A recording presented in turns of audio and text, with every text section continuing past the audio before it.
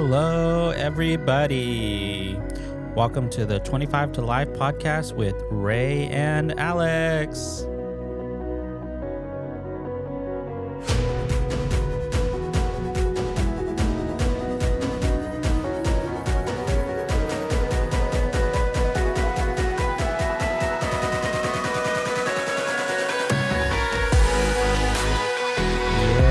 Yes. Hello, everybody. Let's get into it. All right, I'm going to address the elephant in the room. Where is Alex for the Ray and Alex podcast?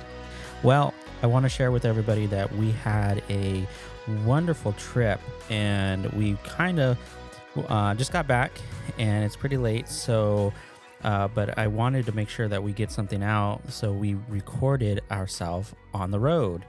And so I'm excited to share some of the conversations and some of the things that Alex and I do in our lives, and excited to share about, a fun way that we give back or support the blind and low vision community.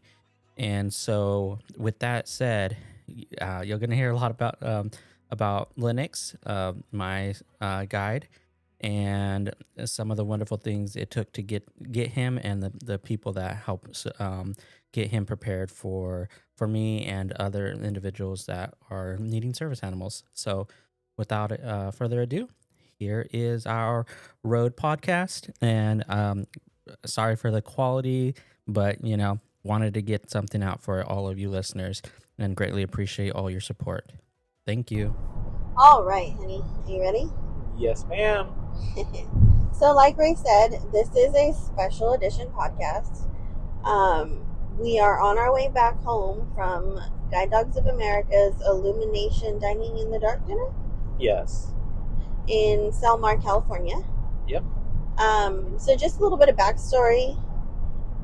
This is where Ray went to school to get Linux. Do you want to share a little bit about that, honey? Yeah.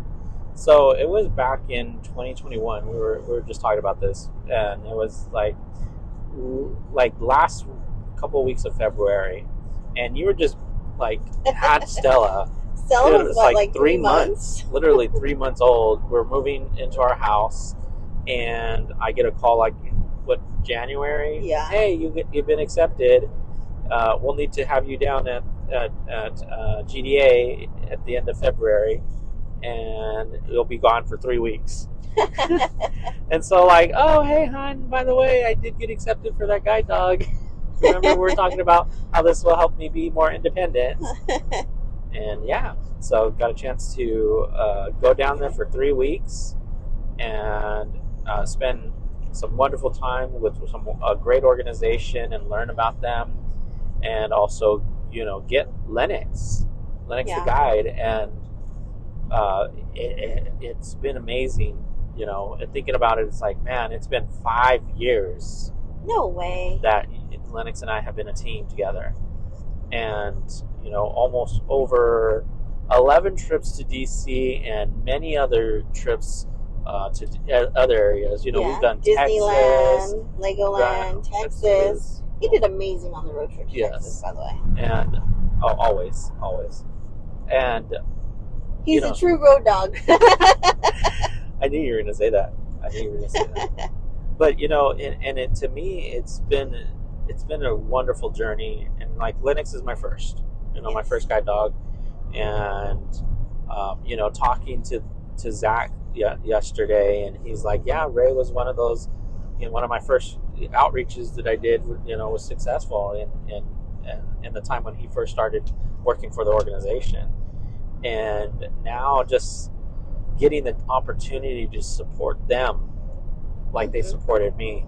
And they support our organization all the time, showing out and coming. They always show up for you guys, always. Yes. And so shout out to those puppy raisers. Oh my gosh, without those puppy raisers, I don't know where a lot of us would be without those puppy raisers. Yeah, it's amazing, and the work that they put into it is it's remarkable. And so getting the chance to come out here and share, in a sense, my story, my experience with others. It's the only thing I can do, or not the only thing I can do, but just like it's like a no-brainer to me. Yeah. So yeah. Yeah, absolutely. I always tell people I love GDA. They truly, truly have impacted our lives in such a positive way. When people ask me like, well, isn't it tough? Like you have another dog, or you have a dog that you have to worry about, and it's like, I don't think of Lennox that way. Like, you've been to DC, what you said 11 times with Lennox, right? Yeah. But you did go, what was it, 1 or 2 times before you had him? Exactly. And as your wife, it was very nerve-wracking for me to know that you were out there on your own. And I'm not saying that you can't do things. Like, that's not what I'm saying. No, yeah. I always tell people, Ray's the most independent blind person I know. But the fact that having Lennox, that really changed the game, I think, for me as a wife, in the sense that I wasn't worried about you. You gotta look at it this way. It's like I have a working pair of eyes with me when I'm away from you. Yes. Not that it is my responsibility to be your eyes. It's not, What are you talking about? You always tell me that. I married you for your muscles, and I married you for the eyes. Okay? But what I'm saying is, like, when we're out and about without Lennox, you use your cane. Yes. You're still independent. It's not where you rely on me solely to guide you and to get you around. And, it's, in a way, it's been a little bit easier for me to, like, let go of that now that you have Lennox. Because, like, I forget when you don't have Lennox. I'm like, oh crap, I really have to help you again. Yeah, because it's like Lennox is easy for me to just like say, hey, go forward, and there's so much a cane can do. Mm-hmm. Guide dogs are not GPS, but they make where I have it's hard to explain, or it's like there's an extra confidence, knowing that he is not going to let me run into something where my cane is, I can't guarantee that, Yeah. There could be like I swipe right and there's something on the left and I run into that, or I'm in a rush and I didn't see that pothole and I trip and fall kind of thing. Mm-hmm. With the guide dog, there's something like that where they see objects and they move around it. And the other thing that was spoken about yesterday is oh my gosh, I'm gonna get it wrong. Basically, intelligent disobedience. Intelligent disobedience. So what that means is, basically, if there's something that they know, they're like a car is a good example of that. Like, if I say forward and they see a car coming, they take that command and they don't listen to it for a reason, because they know, they're smart enough to know that, hey, there's an incoming car. My dad can't see that, or my handler can't see that, so I need to not move forward and disobey that command. Mm-hmm. And that's something that's amazing to see with these guide dogs. And that that's something like in the same way. It's like, hey, I may not see a low-hanging branch, but Lennox may, or Lennox will, or there is an open manhole, and I don't see it, but he does. So that's why I feel like very confident when I have Lennox versus when I'm using my mobility cane. Yeah. That's awesome. I'm like, you're right. It's neat, because I like that when you have Lennox, it's so easy that it's not that I don't worry about you, but it's like I don't worry about you, because it's like, to tell, okay, follow mom, and he knows to follow me. Yes. And he is going to follow me, but he's going to make sure that I'm maneuvering around the things with the kids. Mm-hmm. But now he's going to make sure that so are you. Yeah. And you're safe. Yeah. You have Stella. You're holding Stella's hand. You're pushing the new baby's stroller, and I'm holding Nathaniel, and Lennox is guiding all of us and moving around.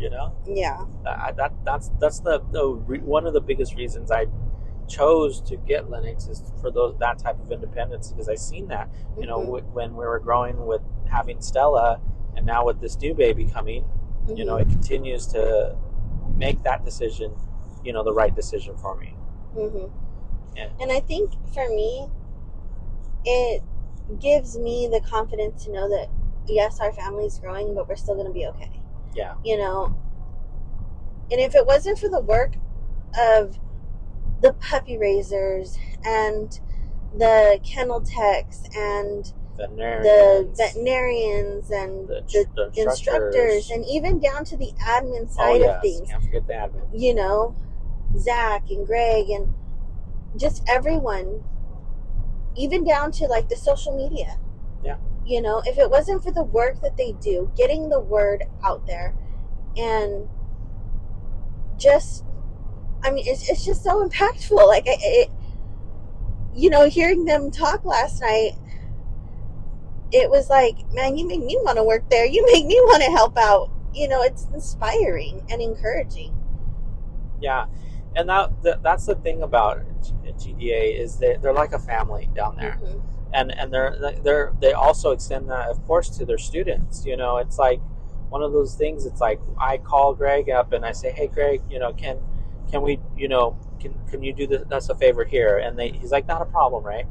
And then, you know, it's like we get down there and it's like, how's Lennox doing? How's the? I've heard that you guys have been traveling to DC. You ran into my brother. You know, they keep up with the students' lives. You know, down to like, congratulations! I hear that you guys are having another baby. They're very sincere and open and helpful in every way, even after, you know, you graduate, and that's amazing. Yeah. And it's cool. It's so cool because, like, when you went to school, it was mainly guide dogs, right?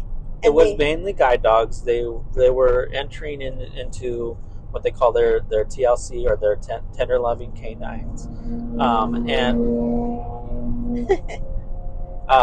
and so now they have some great new ways of, you know, because it's a challenge. It's not easy for all dogs that come into the program to become a certified guide.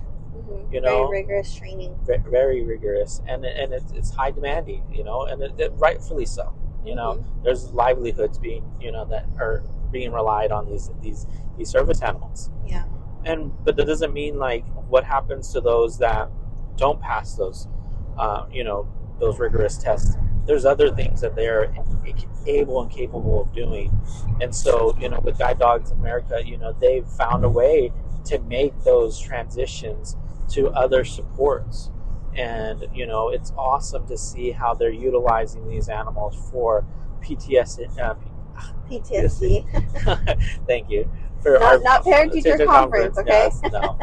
But, you know, for our veterans, you know, for people with autism, you know, and just helping with, you know, traumatic issues. You know, we were sitting with a couple that, you know, they're a chaplain for, you know, the local sheriff's department, and having to go see families in tragedy, and having, you know, Darcy out there. Darcy. And being able to comfort those families. You know, it's amazing. You know, it's those facility dogs are great. Yeah. You know, and again, it's providing support into the community and to people. And why not support these people that are doing amazing things? Yeah, I agree. The things that they do, you know, hearing about Darcy, and, you know, they've just had her, what did they say, about a year now? And the impact that she's had, not just in their lives, but in the lives of the people that they work with. Right. You know, I mean, it was so neat to really see all of the puppies out there, all of the guide dogs out there, all of the service dogs in training, you know, all of them. And these amazing people who work with them and train them and teach them to do what they need to be doing. Right. It was so fun how, you know, each speaker had a unique story. Yeah, a unique story, a unique experience with these dogs.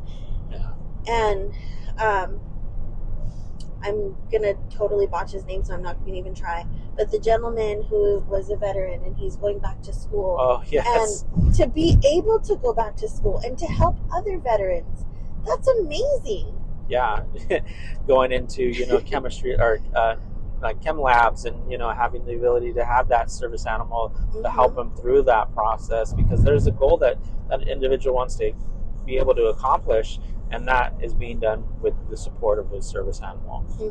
Down to the other gentleman that had Gunner that was that helped him, independently travel on the bus to go to the gym to do his, just daily life activities, maneuvering different equipment, through the different equipment stations at a gym. Yeah.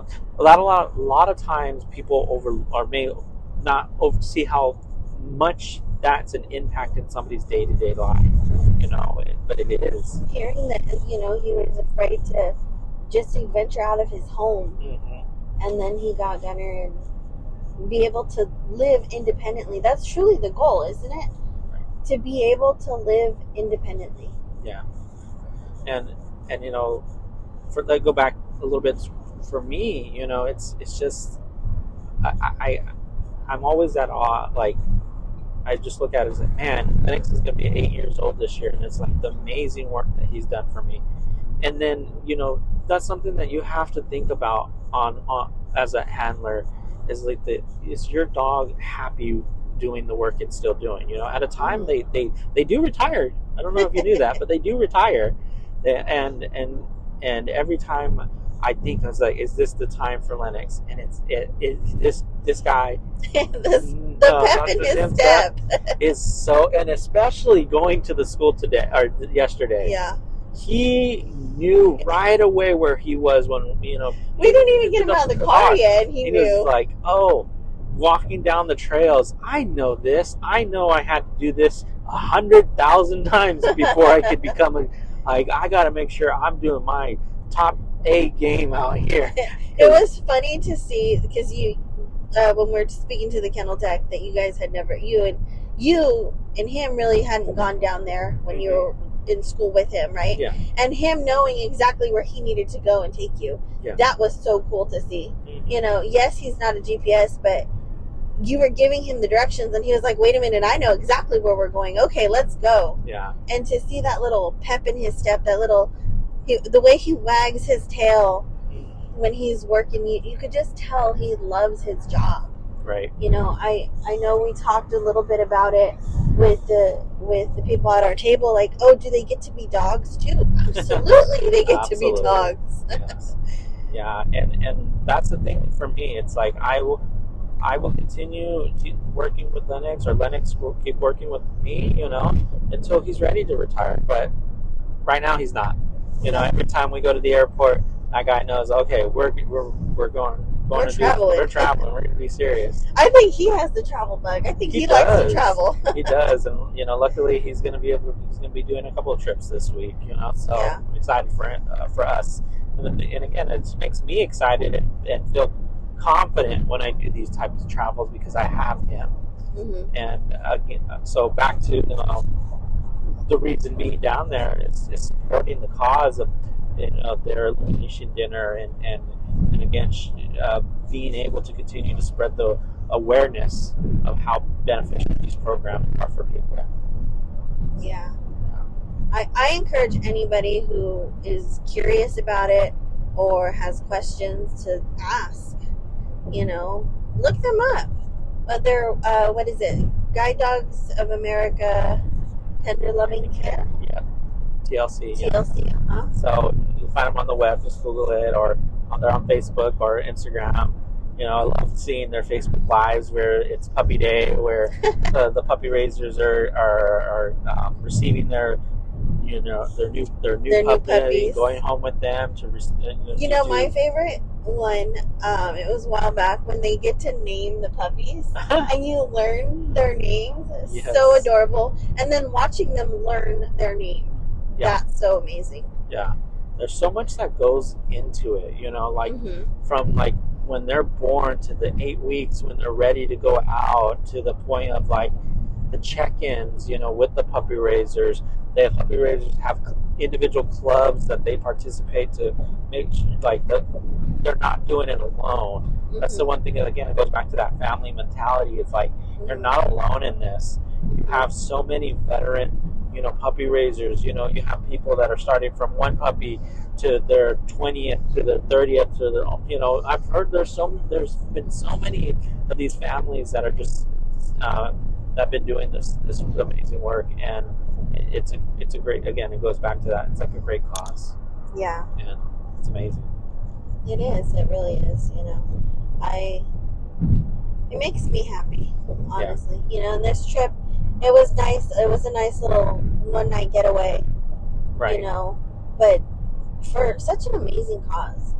Yeah, it's like a getaway. But the other thing is, it's like my kids also understand the importance of Lennox. Being able to go on the kids' campus and school site and move around with him and have Nathaniel or Stella educate the kids about what a service animal is. Yeah. And a lot of times, I've heard that, saying it's like, oh, people don't respect the service animal, they pet them, or they don't get like I don't feel that. That's 100% true nowadays. Like, yes, I do get occasionally where somebody will say, not ask me, or a child will try to pet and the parent, but the thing a lot of times I see is parents like, hey, that's a service animal, you got to ask to pet them, and that's amazing. And I think continuing to do that, with the kids at the school, and when we're traveling with Lennox or anything like that. So I love going to the classroom with you guys and Nathaniel telling his friends, that's Daddy's service dog, you can't touch him, you have to ask to touch him because he's working right now. Yeah. Having Nathaniel be the one to educate his friends, that's so cool. Yeah. And them realizing, like, yes, the importance of Lennox, but understanding the importance of the work that you do. And I miss you when you travel. I can only imagine how much they miss you when you travel. Yeah.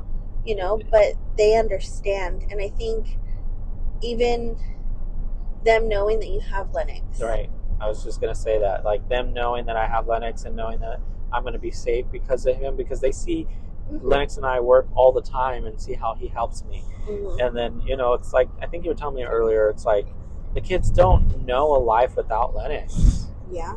When Nathaniel and Stella were very little is when I got him. Again, Stella was 3 months. Nathaniel was barely almost, or was a year. He was a year. Yeah, he was still just a year old. He was almost 2 years old. Almost 2 years, but he was a year and a half years old, and now to, they're growing up with him. And it's pretty awesome to have that experience. Yeah, that they think it was like they don't know a life without him. That was what we're talking about, and it's crazy to think about that. You and I know a life without Lennox, but they don't, and they see what he is and what he does and how he helps you. Right. I just think it's so cool. Like, I feel like our kids have a really cool life. They have some good insight too, though, because they get to see things other people don't, you know, or they get to experience stuff like that, most children may not get a chance to right away, down to, having a service animal in their home and seeing him be a dog too, because a lot of times I get that question, does he ever get to be a dog?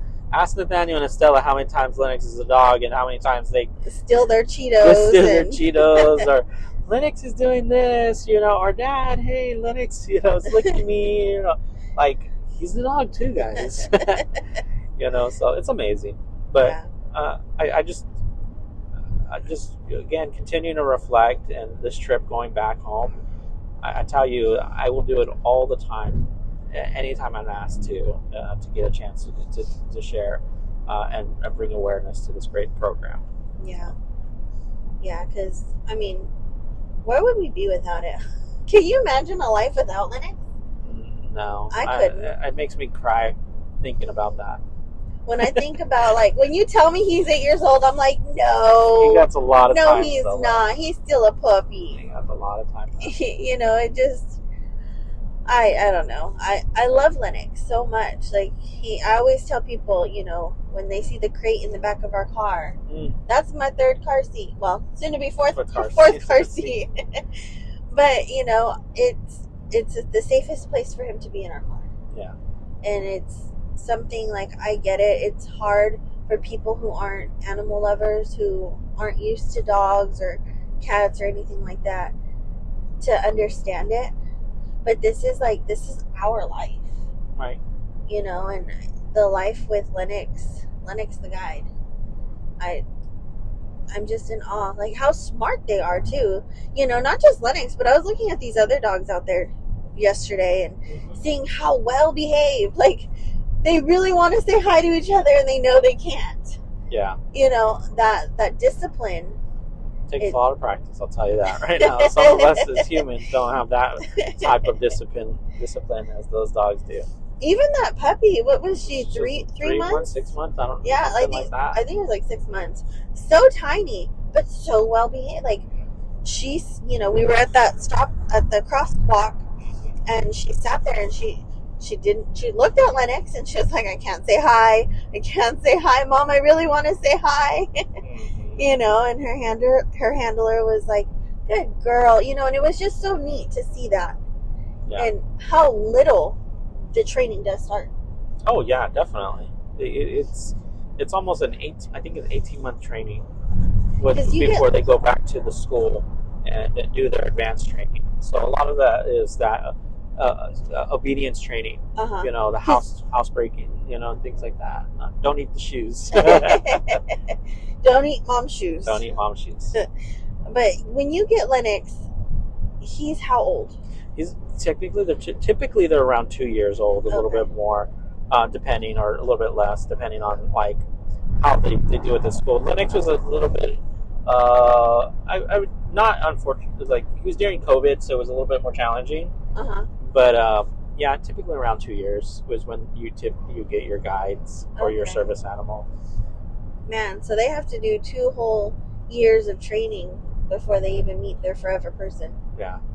And there, again, it goes through rigorous, you know, exams and things that they check. The schools are always constantly checking on certain things. Behavioral issues is a big one, you know. How are they behaving around other animals, other people, you know, are they showing aggression?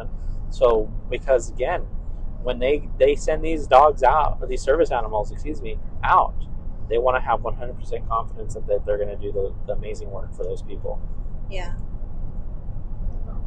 Wow. That's a lot. That was a lot, you know, but I think we got what we wanted to get. We were wanting to tell people. Yeah, so got the message across. Yeah. So, you know, sorry for our audio, it's not the best, but we wanted to kind of give you guys an experience of, you know, some of the things we do on a day-to-day, you know, and sometimes we go support a great cause and we travel, and Alex and I do a lot of talking in the car. And so maybe we thought, why not record our podcast on the way home? Yeah, so safely. Maybe let us know if this format you guys liked, or if you want to hear more of these kind of road trip podcasts. We'll definitely do what we can and share many things. So yeah, because I like us when we go on trips. Oh, yeah. I mean, I love traveling. I always have loved traveling. Yes. Traveled a lot as a little kid. You know, my parents took us to a lot of places, and we got to do a lot of neat things. But to travel now, like as a mom, as a wife, it's an experience, you know, and we do talk a lot. We do. I'm going to be honest. You do most of the talking, though. Oh, I'm sorry. No, and that's not a bad thing. I just think it's like you have so much to share, so much input, and things like even when we're driving, I ask you, "Oh, what do you see?" and you describe things to me. And you talk to them. Just a very, you know, we did a whole 2-3 day trip to Texas with the kids when they were little, and I was like, we talked the entire trip. Yeah. So I fell asleep, you know. a few times. Can't help it. But, so yeah. Hey guys. Okay, so Elephant is back because I wanted to make sure that I did the outro for you guys. I hope you really enjoyed listening to us chit chat and talk and share experience on our trip. Um, Let us know if you want to hear more of that kind of content. We are really experimenting here, and honestly, we want to know what you guys want to hear from us. Because according to Ray, I can talk. I have a lot more to say. So with that, the elephant in this room is going to leave. Thank you all. Like, subscribe, share. Thank